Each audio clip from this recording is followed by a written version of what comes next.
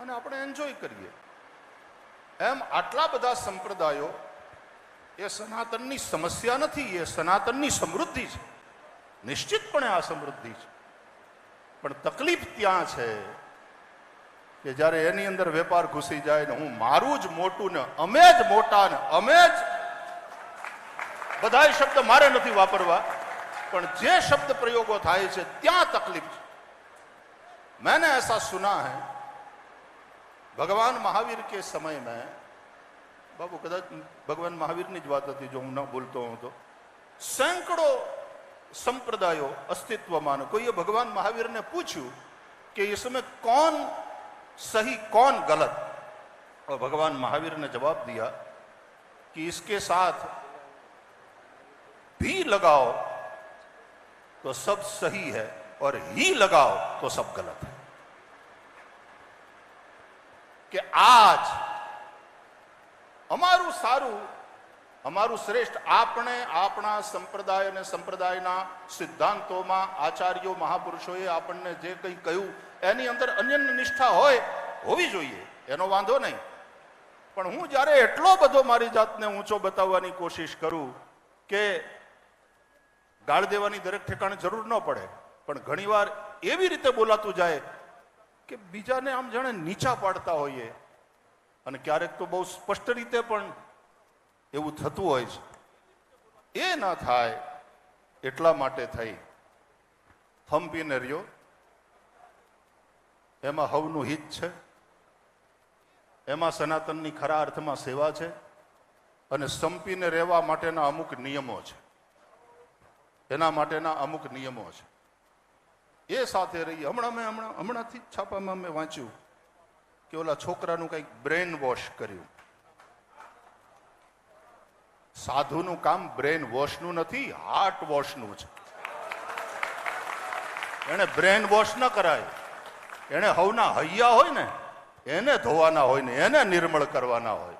નિર્મલ મન જન સો મોહી પાવા, બ્રેન વોશ ન હોય. એટલે સાધુ સંતોનું કામ હાર્ટ વોશ કરવાનું છે, દિલને સાફ કરવાનું છે, મનને નિર્મળ કરવાનું છે. અને પછી એને નક્કી કરવા દો ને આપણે હું કામ એને એવો બહેકાવવો જોઈએ કે ભાઈ તારે આ નીકળ. આપણી તો ઋષિ પરંપરા અને મુનિ પરંપરા, ઋષિ યાજ્ઞવલ્ક્ય છે તો સામે ભરદ્વાજ મુનિ પણ છે, એ આપણી પરંપરા. અને ઋષિ પરંપરાના બધા મહાપુરુષો ગૃહસ્થાશ્રમમાં રહીને પણ એણે સનાતનની બહુ મોટી સેવા કરી છે. નિશ્ચિતપણે જ્યારે આપ સાધુ પુરુષોની સાથે બેઠો હું ત્યારે ઘણીવાર ચર્ચા ચાલે તો ઘણીવાર બાપુ આપણને સાંભળવા મળે ને કે નવા સાધુઓ તૈયાર થતા નથી, એટલે એની મેળે થાય તો બહુ સારું. એની ખેતી કરવા આપણે નથી બેહવું. એને બરાબર અંદરથી એવો વૈરાગ્ય જામે એ કરતા કરતા, પછી યદ હરેવ વિરજેત તદ હરેવ પ્રવ્રજેત, પછી એ પ્રવ્રજ્યા લઈ લે એ વાત જુદી. નહીં તો અત્યારે જે સમાજ ભણેલો ગણેલો છે, અત્યારે જે રીતે સમાજની વિચારધારા તૈયાર થઈ રહી છે, એમાં સાધુ સંસ્થા પ્રત્યેનો આદર ને શ્રદ્ધા એવી ને એવી ટકી રહે એ જોવાની જવાબદારી પણ સાધુ સંસ્થાની છે. અને એટલા માટે બ્રેન વોશ નહીં, હાર્ટ વોશ વાળી વાત કરવાની. અને એવો નિર્મળ હૃદય વાળો એક વિદ્યાર્થી તૈયાર થાય ને પછી એને નક્કી કરવા દો કે એને ક્યાં જવું છે, કઈ રીતે જવું છે. આ રીતે, કારણ કે પૂજ્ય બાપુને સાંભળવાના છે, પૂજ્ય જગતગુરુ ભગવાનને આપણે સાંભળવાના છે, એટલે સનાતન માટેની આ એક હું સમજુ છું કે સૈનિકો તરીકેની નિયુક્તિ છે. આપણે આ સેનામાં ભરતી થયા છે એવો ભાવ છે. ભગવાનનું પણ એક નામ વિશ્વક્સેન છે, અને એ વિશ્વક્સેન એવા ભગવાન અને એમાંય અમે એક પ્રકારના સૈનિક છીએ. શરણાથ બાપુ આપ છો, મુક્તાનંદ બાપુ છે, અહીંયા બધા સામે બેઠા છે, આ બધા કેસરિયા કરેલા સૈનિકો છે.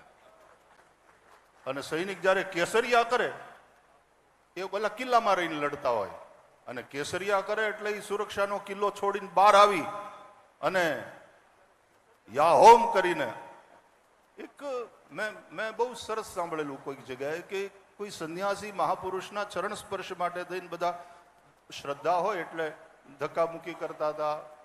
તો એમણે બહુ સરસ કહ્યું कि भैया हमको दूर से प्रणाम करो, ओम नमो नारायण. बोले महाराज जी आपके पवित्र चरण स्पर्श से हम लोग अपने आप को पवित्र हुआ मानते हैं, तो आप क्यों क्यों मना कर रहे हैं? तो उन्होंने कहा कि मुर्दे को स्पर्श नहीं किया जाता, उससे कोई पवित्र नहीं होता. स्नान करना पड़ता है ना बेटा आप लोगों को. यदि मृत शरीर को आपने स्पर्श किया, मुर्दे को स्पर्श कर लिया, आप किसी के दाह संस्कार में गए स्मशान में, तो वहां से आकर के स्नान करना पड़ता है, तो उसको कैसे पवित्र? हाँ ठीक है, हम मुर्दे का भी बहुत आदर करते हैं અને આમને આમ કદાચ ભલે બાંધતા હોઈએ પણ ઓલો ગુજરી ગયા પછી તો આદર કરે જ માણસ. तो कि मुर्दे को स्पर्श नहीं किया जाता बेटा, नहीं तो अपवित्र होते हैं. तो बोले बापू आप स्वामी जी आप क्या कहना चाहते हो? बोले हम तो मरे हुए हैं, ये तो राख का ढेर है, ये तुम देखते नहीं, ये तो अग्नि में, ज्ञान की अग्नि में ये जला हुआ शरीर है.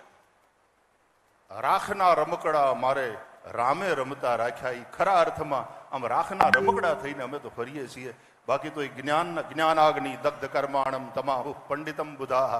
એમ એટલા માટે તો આપણા સંન્યાસીઓ આપણી સંન્યાસ પરંપરામાં એ અગ્નિને પણ સ્પર્શ કરતા નથી, પોતે રાંધીને જમતા નથી, ભિક્ષા લે પણ પોતે અગ્નિને સ્પર્શ ન કરે. પૂજ્ય શંકરાચાર્ય ભગવાન એ દીપ પ્રાગટ્ય કરાવરાવે આપણી પાસે. અમુક એ મર્યાદા છે સંન્યાસની, તો એ તો આ પોતે જ અગ્નિ રૂપ છે. આ વસ્ત્ર પણ અગ્નિનું જ જાણે સ્વરૂપ છે. તો બોલે हम तो અને ये मरे हुए ही हैं, वो मुर्दे को स्पर्श नहीं करते बेटा. ये उनकी जो बात थी महापुरुष की. અને ખરા અર્થમાં આ રીતે જે મરે છે ને ખરા અર્થમાં જીવે છે.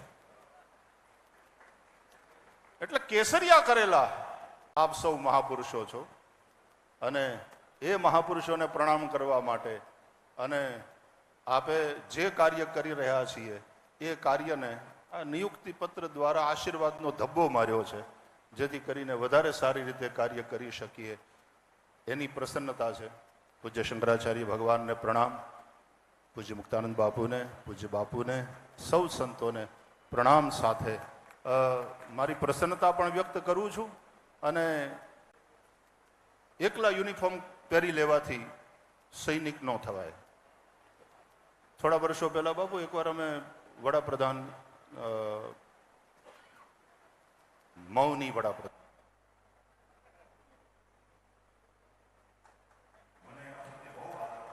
આપણા ભારતના એક કુશળ અર્થશાસ્ત્રી મનમોહનસિંહજી તો ત્યાં બેઠા હતા એમના હાઉસમાં, ને બીજા બધા પણ હતા સાથે. ને આપણે ગંગાજી માટે જ ગયા હતા કે ગંગાને રાષ્ટ્રીય ધરોહર ઘોષિત કરો. गंगा अविरल बहेगी तो बहुत हद तक वो अपने आप को खुद को निर्मल कर लेगी. तो गंगा ये अविरलता खत्म होती है तो निर्मलता भी एकदम जोखिम में आ जाती है.